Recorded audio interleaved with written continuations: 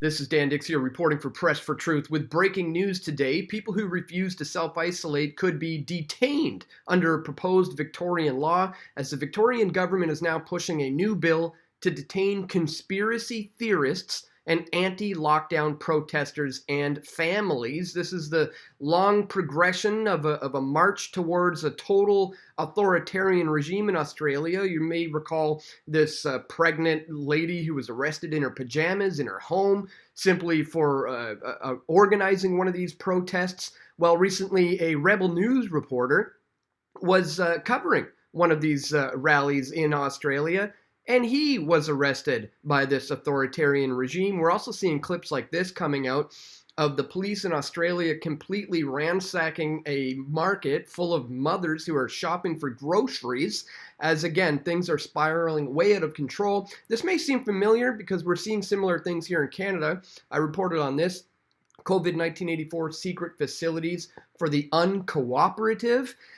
Here we see that the order targeted two people who were not cooperating. Breaking: Canada forcefully removes and imprisons uncooperative coronavirus positive citizens at a secret location. Meanwhile, guys, Facebook's new policies are meant to stop the spread of conspiracy theories and hate in groups. Well, we're going to cover all that, guys, and much more, but the main point of my video today is to show you that I've identified where a lot of this is stemming from, why groups like Facebook and these major tech companies are thinking this way, why authoritarian regimes like Australia are leaning in this direction against so-called conspiracy theorists. I've identified where this is coming from, and in this video, I'm going to completely debunk it 100%, guys. But before we do, I needed to remind you that I'm under heavy attack here at Press for Truth. As you may or may not know, my Press for Truth YouTube channel was completely terminated and permanently disabled because they do not want me to share this type of information with you, ladies and gentlemen. But if you appreciate my efforts to do that, please check us out at pressfortruth.ca/donate. Here you can contribute PayPal, you can contribute Bitcoin, or you can click on this banner here to become a patron, or you can use this Patreon alternative and sign up for a monthly reoccurring amount. Any amount is greatly appreciated, guys. If you appreciate my efforts to bring you this information, again, please check the links in the description below. All right. So this is just out from The Age. People who refuse to self-isolate could now be detained under this proposed Victorian law. New powers to detain people considered a high risk of oh my God, that's a funny one for me to pronounce, negligently spreading COVID-19 are set to be debated in state parliament this week. The Victorian government could also enlist protective services officers and WorkSafe inspectors to enforce public health directions under the proposed law, and which extends one-off changes made in April for another 6 months. Now here's where it gets crazy. People suspected by health authorities of being likely to spread the virus if they are COVID positive or a close contact of an infected person could be forcefully detained if this bill is passed. The rules, confirmed to The Age by the state government spokesman, could be applied to conspiracy theorists who refuse to self-isolate, or severely drug-affected or mentally impaired people who do not have the capacity to quarantine. Well, just who is going to decide who constitutes a conspiracy theorist when it comes to those who refuse to self-isolate? Well, let's take a look at this article coming from Cauldron Pool. Says the Victorian government will debate a new bill in the state parliament this week, which would hand authorities the power to forcefully detain conspiracy theorists and people suspected to likely spread coronavirus, such as anti-lockdown protesters and their close contacts. If passed, the omnibus emergency bill will allow the state to detain anyone they suspect of being high risk or likely to negligently spread COVID-19, either if they had the virus or have been in contact with an infected person. According to The Age, a state government spokesman said the rule could be applied to conspiracy theorists who refuse to self-isolate. Those detained could then be placed in quarantine facilities such as hotels where they can be monitored by the authorities. Guys, this is very scary territory that we're marching towards here. And again, if it can happen in Australia, it can certainly happen here. And as we'll show, it essentially already is. On Sunday, police fined 200 people, made 74 arrests during an anti-lockdown protest in Melbourne. Could this bill lead to a mass forced quarantining of similar anti-lockdown protesters? Very good, legitimate question. Will the legislation result in anti-lockdown protesters being deemed high risk of spreading the virus, resulting in the forced detainment and mandatory quarantining of their family members, work colleagues, and close friends? Well, I certainly hope not, folks. Because as I said, if it can happen there, it can happen here. You may recall just a few days ago, I gave a speech at the Vancouver Freedom Rally to a couple thousand people, educating them on how to go against what the government is trying to do to us here. And they don't like that. You know, when we are able to educate the masses in that way, and they need to shut that down. Don't worry about BLM protests. Those can just go on. Protests. But these, they need to shut down. And we're seeing it happen. We've seen it like with this girl. We're seeing it now in Australia with incidences like this. Rebel News reporter being arrested. Look at this.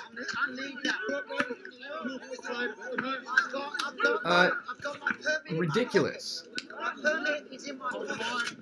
You know, no freedom of the press anymore whatsoever. And again, this is a pretty wild clip of the police just ransacking a market.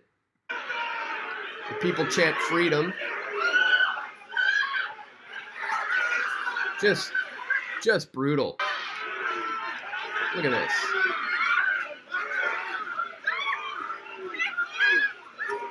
So there's been a progression happening here in Australia, and as we're going to see, if this bill passes, it's going to get incredibly bad. Well, we're already seeing how bad it's been here in Canada, in Quebec. Get a load of this. In Quebec City, Canada, the state has the ability to force people who test positive for the coronavirus into isolation at a secret location if they're deemed uncooperative, according to Dr. Jacques Girard, who heads the Quebec City Public Health Authority.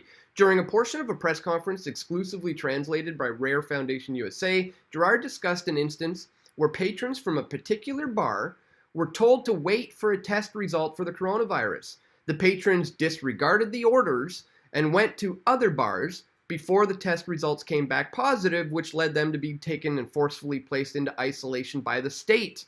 Girard presents a mixture of being proud of his power to force citizens who are uncooperative into isolation, the coy about the details of that isolation. And again, as I said, we covered that in this video. I'll include links to that in the description, guys. But we're already seeing these things escalate beyond being out of control.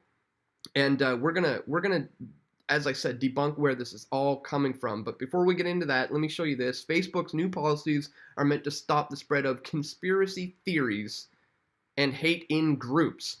For the first time, Facebook is releasing stats concerning how the social media platform moderates what goes on in Facebook groups. Alongside the new numbers, the company has also announced new policies surrounding how it will deal with conspiracy theories and hate speech that often flourishes inside these groups. First, the stats. Over the past year, according to Facebook, about 12 million pieces of content that violated the platform's hate speech policies were removed from Facebook's groups. An additional 1.5 million pieces of content that fell under its organized hate policies were also removed. The vast majority of this content, 87% of hate speech and 91% of organized hate content, was removed proactively. Basically, this means that Facebook's content moderation AI took these violation posts down before any users even reported them. And as you may or may not know, my Facebook page, my Press for Truth page, was terminated by Facebook. I had over 350,000 followers there before they just memory hold my page. Again, because they are afraid of the information that we're bringing to the table. And that's why they label us conspiracy theorists, guys. And now we're going to get into where this is all stemming from. And I have identified that it comes from this peer-to-peer reviewed scientific paper that was released in January of 2016, guys, called On the Viability of Conspiratorial Beliefs. And I'm just going to read the abstract here for you to basically break down what their assertion is and how they have convinced the Australian government and companies like Facebook to be against so-called conspiracy theorists, but then we're going to completely 100% debunk this nonsense. So get a load of this. Conspiratorial ideation is the tendency of individuals to believe that the events and power relations are secretly manipulated by certain clandestine groups and organizations. Many of these ostensibly explanatory conjectures are non-falsifiable, lacking in evidence, or demonstrably false, yet public acceptance remains high.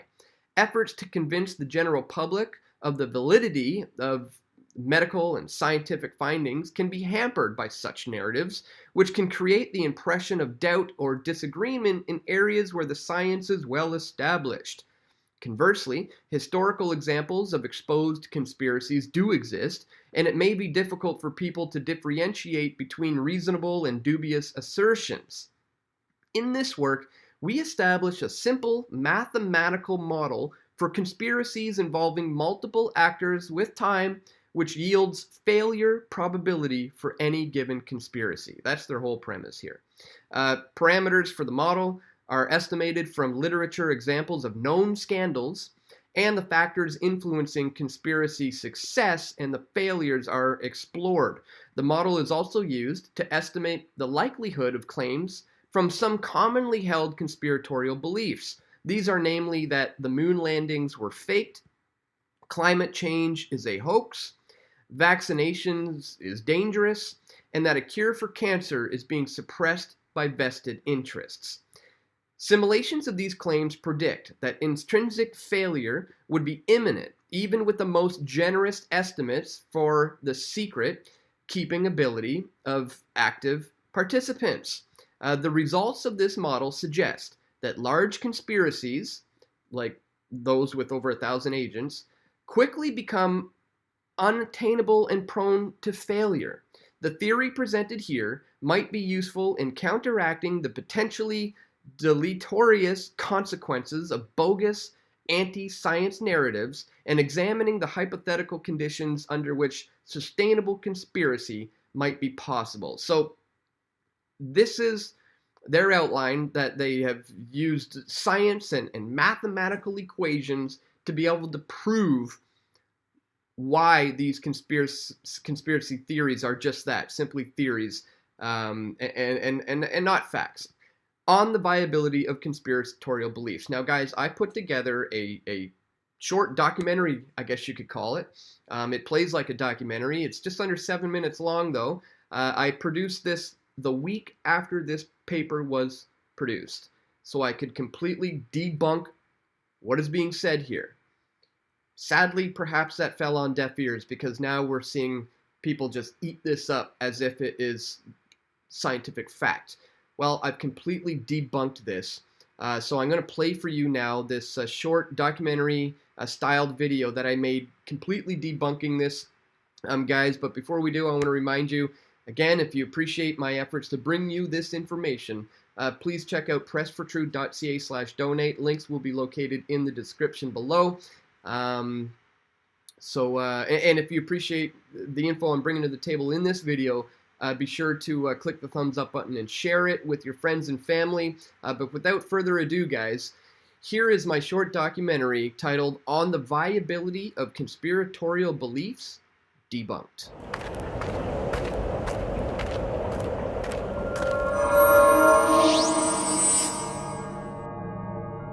The more people who are involved in a conspiracy, the greater the odds are of that conspiracy getting exposed. That's human nature. That's why clandestine operations are compartmentalized, so no single person or group of people really understand what they're working on. They are pieces of a larger whole which they don't quite comprehend. That's how the Manhattan Project stayed secret for so long, and that's how the elite get away with their operations today. But recently, Dr. David Grimes has published a paper allegedly proving that conspiracy theories don't add up by using math and statistics. The corporate state media picked up on the paper, and every so-called skeptic has been sharing the findings as if it were definite proof. So let's take this apart.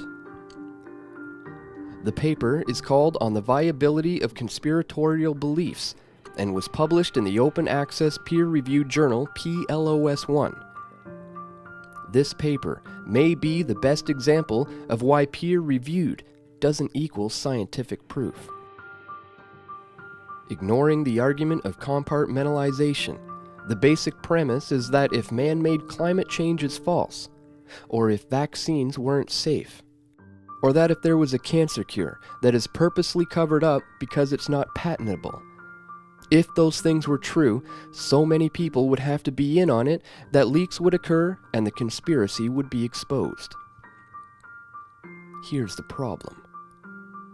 One would want to select numerous examples of existing theories of different sizes and durations, and plot them all on a chart. To be truly objective and research-orientated, one would want to have a lot of data points. If you did this, you may even see a pattern between the number of people involved and the months it took before someone exposed the conspiracy. The actual paper, however, only uses 3 examples and extrapolated from that. They were the NSA's PRISM program, the Tuskegee syphilis experiment, and the inaccuracy of many FBI forensic tests. Another problem arises since the number of people involved with these affairs is unknown. Grimes just guesses, putting the number of people involved with the NSA at 30,000. In reality, the PRISM program could have involved just 100 people, or even as little as 10. The data points Grimes used were completely useless. He didn't use enough examples, and the few he did use were not reliable. What's missing is data on conspiracies that have remained secret. Not to mention, 2 of the 3 conspiracies he picked were before the internet era, omitting a rather major variable. There also weren't any small conspiracies in his paper, just 3 examples of big institutional affairs. All 3 are also based in the United States, with 2 of them in spying agencies where secrecy is a part of their job. From these bad examples, Grimes calculates the likelihood of someone in the conspiracy blabbing about it and exposing the operations. In a given year, Grimes calculates this at about 0.5/10,000%. This is ridiculous. If this minuscule, quantum-sized number was true, we wouldn't have the word gossip in the dictionary. No one would ever spread rumors or talk about people behind their back. There wouldn't be criminal laws and common law offenses regarding conspiracies. This is just one of the problems of equating mathematics with human action. People don't act like numbers in an equation. This is one of the reasons mathematical economics has been such a dismal failure. Real-life examples have already disproven Grimes' paper. The email leak from the University of East Anglia, which exposed fraudulent practices in climate change science, is a perfect example. As well, Grimes did not account for any deaths in his math. Some people naturally die off, taking knowledge of the conspiracy to their grave, or they are killed to keep the conspiracy from becoming exposed. Like Lee Harvey Oswald's murder as he was being taken away by police, telling the TV cameras, "I am just a patsy." The CIA have now admitted they withheld information about the JFK assassination from the Warren Commission. The static population assumption in Grimes' paper shouldn't have been ignored if this was truly a scientific paper on the nature of conspiracy theories. Perhaps the real conspiracy is why this bad paper was hailed as science, while real exposed conspiracies, the ones that become less important to conceal years after they happen, are neglected. This just goes to show that the so-called skeptic community can be just as dogmatic as the rest of us. Nobody is immune to ideology. The key is being able to keep an open mind and revise your beliefs when necessary. There wasn't much of that in this paper. This was just bad science, coupled with confirmation bias. Thanks for watching. Stay vigilant, and as always, my friends, press for truth.